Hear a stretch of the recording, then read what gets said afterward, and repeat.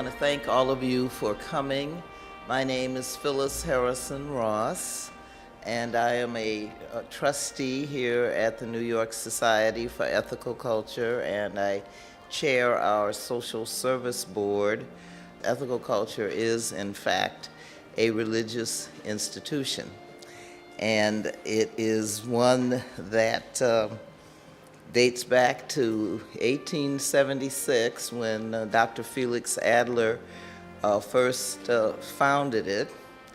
And this building is celebrating its 100th anniversary of being built next year, so hoping that all of you will join us. The Social Service Board is very proud to collaborate with other organizations to bring not only interesting but important, vital kinds of programs to the society and to the city, dare say to the world. We at the Social Service Board conduct major and socially important conferences with our collaborators that facilitate and move forward the social agenda of our city and our nation.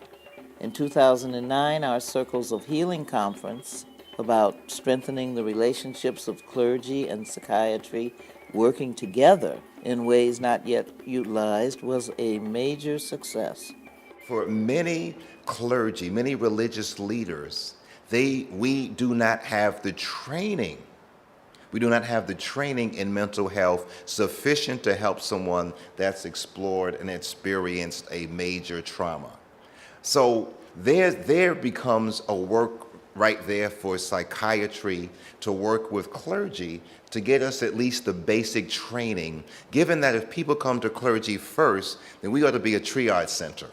I think we need to crack open a little bit more that definition of spirituality and understand that it's not necessarily bound to a particular creed, dogma, or theology, but also it has to do with how we see ourselves in our community, and how we see ourselves with respect to that which is larger than ourselves. It takes a village to raise a child, but it also takes a village to eliminate disparities. And I might add that it also takes a village to help people who have been affected by trauma, disaster, displacement, to recover, to heal, and to experience resilience. In 2003, we brought together the New York State, city, and political collaborators into a conference that allowed the U.S. Surgeon General, Dr. David Satcher, to debut his major report on healthcare disparities, bridging the gap and making the connections. Introduced at the conference was the uses of telepsychiatry technologies, which spearheaded the developing collaboration of the Social Service Board and the Osborne Association of New York. My name is Jim Stone, and I'm Commissioner of Mental Health for New York State and one of the sponsors of this conference. This is a very important conference as far as I'm concerned, and long overdue. I think it will serve a lot to raise the consciousness of people in the community about the importance of addressing issues of importance to the African American community. Bridging the gap and making the connection is important because Dr. Satcher's report, and I'm thrilled that he's presenting here today, really outlines how the African American community has been left behind in some of the advances in psychiatry over the last few decades. In our reports, when I was Surgeon General, we tried to highlight mental health as a very important area of health that was often neglected, and to point out that mental disorders, because of stigma, are often not attended to.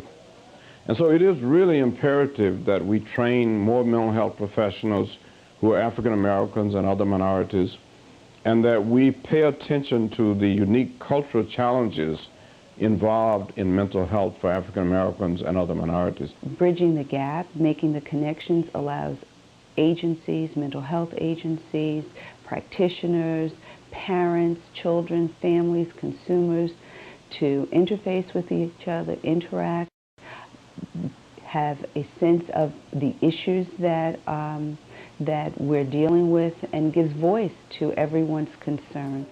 2011 Nobel Peace Prize laureate President Ellen Johnson Sirleaf of Liberia was the guest of the New York Society and the Social Service Board at a joint fundraiser for the board and the Sirleaf Market Women's Fund in 2008.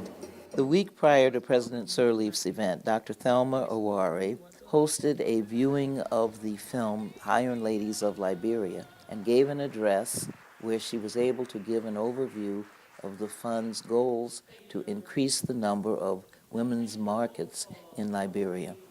It's been tough for some of the men who really, I'm not sure if it's because she's a woman or it's because they want to have that seat. You know, because there are things they want to get from that seat. And they want it. It's just a pure fight for power. And what I like about Ellen is that as a woman, she's not frightened to fight for power. She's not frightened of power. At the third Heroes of Healing event, Dr. Maria Friedman was honored for her work with our Homeless Women's Shelter and the Homeless Artists Program. Major speakers included Philip Mangano, Executive Director of the U.S. Interagency Council on Homelessness, and Robert Hess, New York City Commissioner of the Department of Homeless Services. The conference honored the citywide homeless shelters, as well as the volunteers and agencies and religious institutions for their programs and advocacy efforts on behalf of the increasing number of homeless persons in New York City. Just in the last 2 years, the number of people sleeping on the streets of the city has declined by over 15%, in large part because of the work that each of you do. Over 300 individuals each night sleep in the safety and with volunteers in churches and synagogues across this city, and we thank you for that. We need to do more. Faith is the substance of things hoped for and the evidence of things not seen. Substance of things hoped for and the evidence of things not seen. That's what's so brilliant every time we meet someone who was once homeless and who no longer is, because they're living out that substance. They bear evidence.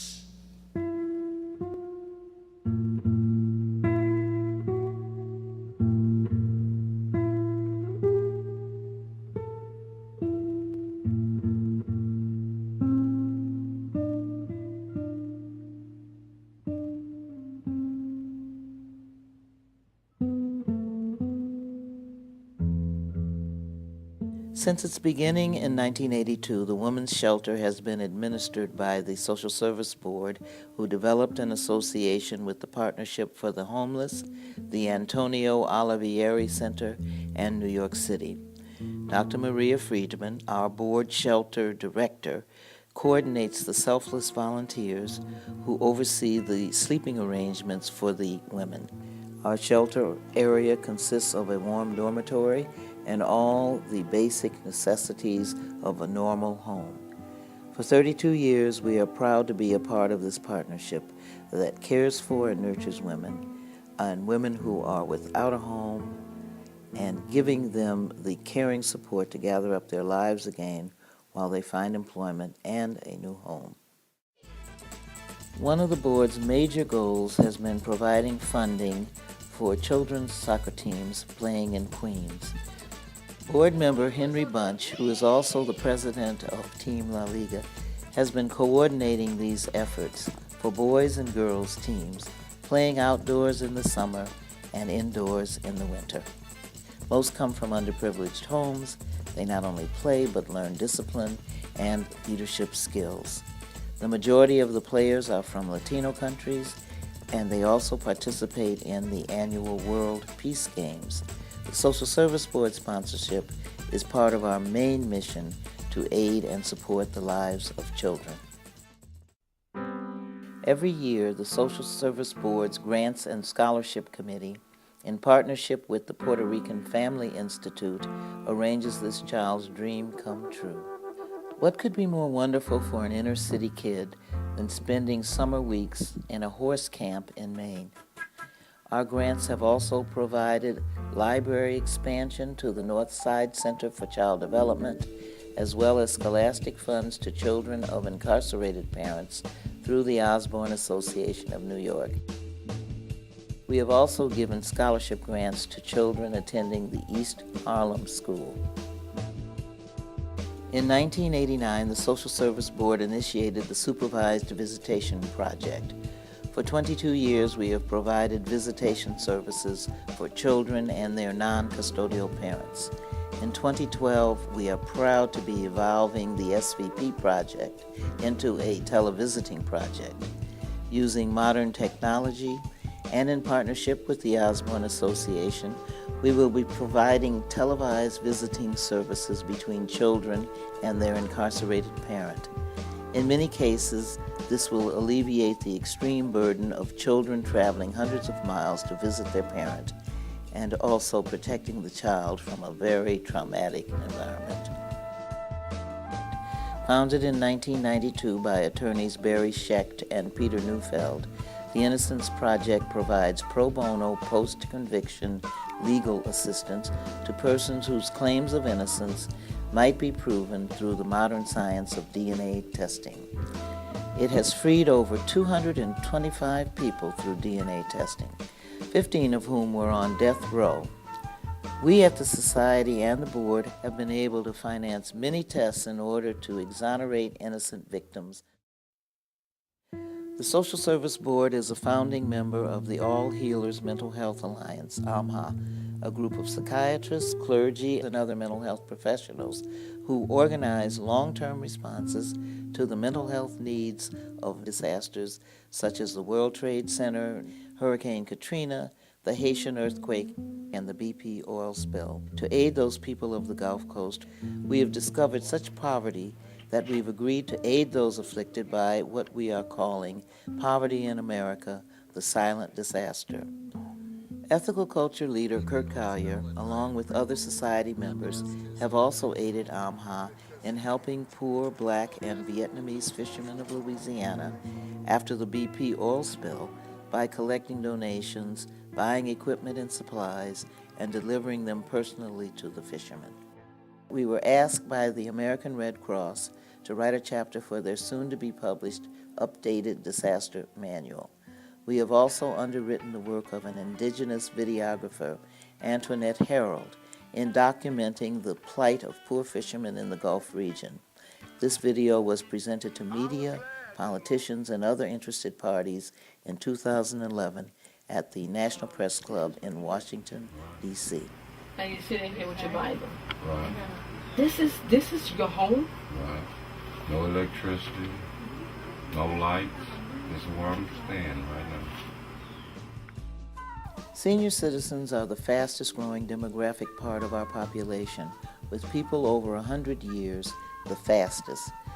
Empowering Ethical Elders is an expansive program of twice-monthly presentations, bringing experts to the service of seniors, family caregivers, and the general public to promote physical, mental, and emotional health through the empowerment of knowledge. The program also provides support, social workers, and senior exercise trainers who are available for consultation. Another major senior program has been the creating of emotionally uplifting greeting cards to be distributed to senior shut-ins. In our beginning, Social Service Board members were required to be licensed social workers. We have since opened the board to include all concerned members of our society who desire to put their ethics into action. You don't even need to be a member of the Society for Ethical Culture. You only need the willingness to work for the benefit and social needs of children and our society in general. If you have an idea, bring it to us. If you know a way to increase our funding, come on board. You can join the Social Service Board, or you can become a friend of the board. For further information on how to get active, consult our webpage. I'd like to leave you with this final thought. It's people like you who share our faith in the future, people who see the need to give social service and put ethics into action, fulfilling the challenging need of our times. Help us to build a more ethical world.